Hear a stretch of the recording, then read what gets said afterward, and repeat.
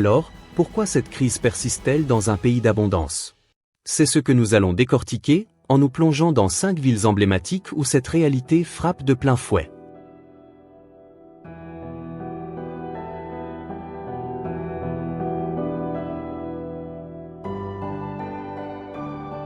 En tête de cette triste liste, Los Angeles. Une ville où la crise semble faire partie intégrante du décor. En 2025, des dizaines de milliers de personnes vivent sans abri, visibles principalement dans le centre-ville et sur les plages de Venise. Traversez Skid Row et c'est une véritable claque visuelle. Rangées de tentes, bâches suspendues, murmures d'histoires brisées qui résonnent dans l'air. Les chiffres donnent le vertige. Le comté de Los Angeles concentre à lui seul une immense part de la population sans-abri de Californie qui, rappelons-le, représente près de la moitié du total national.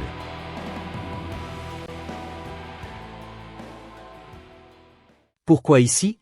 Le coût du logement est exorbitant, le loyer moyen pour un studio atteint 2 500 $ par mois. Et pendant ce temps, les salaires stagnent.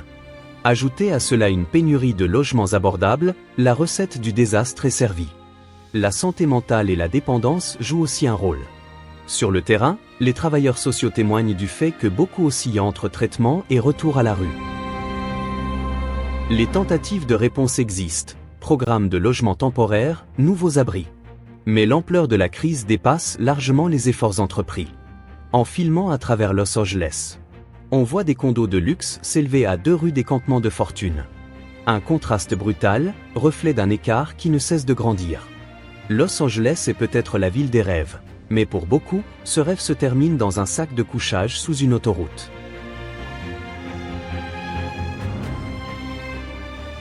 Changement de décor, direction New York.